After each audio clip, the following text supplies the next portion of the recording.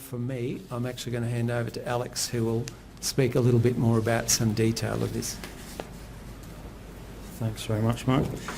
So obviously, when we start working with strategic documents, the main thing is how it affects what happens in the classroom. Unless it's changing things that are happening in the classroom, this document is of zero value.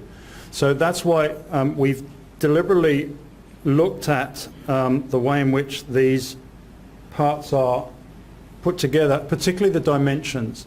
What will happen is that people will take the dimensions and put them into their own context. So for instance, the heads of faculty will be looking at these sections of the document, knowledge of students, knowledge of learning processes, and making sure that that gets threaded through the planning that happens within the faculty area.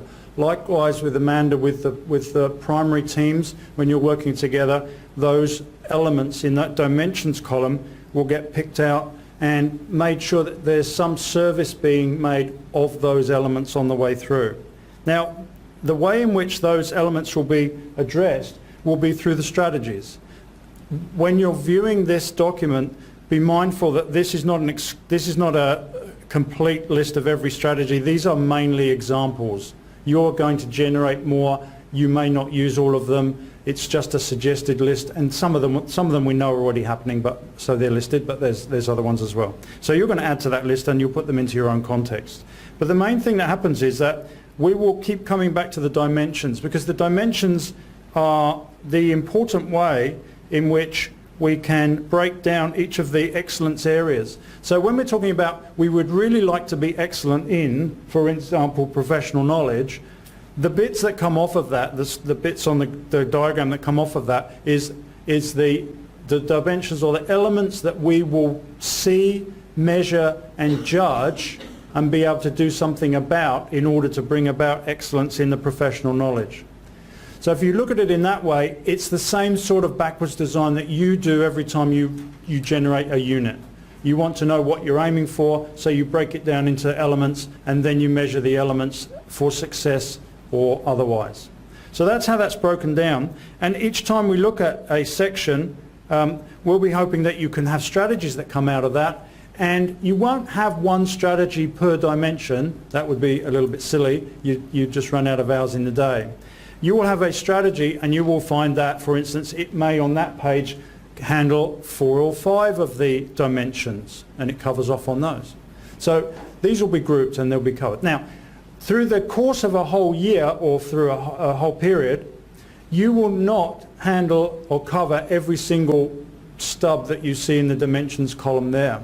But if we look across the whole of a year level or the whole of a subject, you will be adequately looking at the vast majority of those if you look at the coverage across a year level or the coverage across a subject. And that's where the head of faculty and that's where Amanda and the teams come in, where you look at it and say, okay, let's have a look at what we've done. Now have we got coverage? Is there anything obvious that's missing? And if in that dimensions column there's something obvious that's missing, then you choose whether you're going to address that or not. So that's where you go from there. So from there, so the teaching part is, I think the teaching part is probably the easiest one that we wrote. Why? Because we've already got the 8 standards that tell us they're the things we should be focusing on. There's a little bit of wording change just to make sure that it sort of matches what we want to do. There's a couple of things that got grouped under one banner, but you will very easily be able to see from the 8 standards exactly where it addresses in that teaching area. The part that we found a little bit more difficult was the learning part. Because if you look at the learning part, every time you think about learning, we immediately go to how we're going to teach that. So we didn't want to end up with a whole bunch of lists that actually was a direct crossover with the teaching side of things.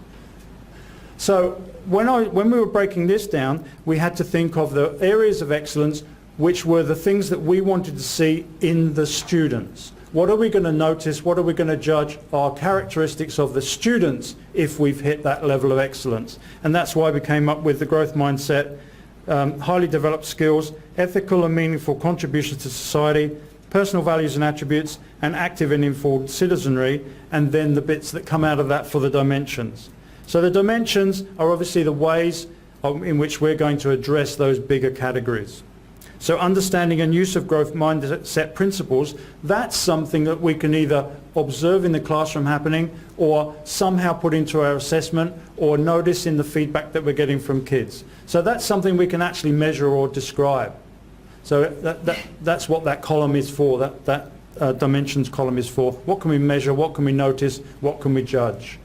And then the strategies fall out of that. So that makes sense, that all comes together. So when you're designing your strategies for teaching and learning, look at the teaching and then cross that with the learning, because if you're not addressing both the learning and the teaching, then obviously you're not dealing with the whole picture. And again, there'll be a spread of things that you deal with, but across the year levels, across the subjects, we'll get an adequate spread across those. So that's the teaching and learning side of things. You need to unpack this obviously within your own context. There's no good me reading everything out word for word here, because you have to put it into context within your own areas. And I know in the secondary heads of faculty have started doing that sort of thing with their teams already. Okay. All right, so the next part that we're going to look at is a little bit on the service and faith side of things. So I'll invite Marianne.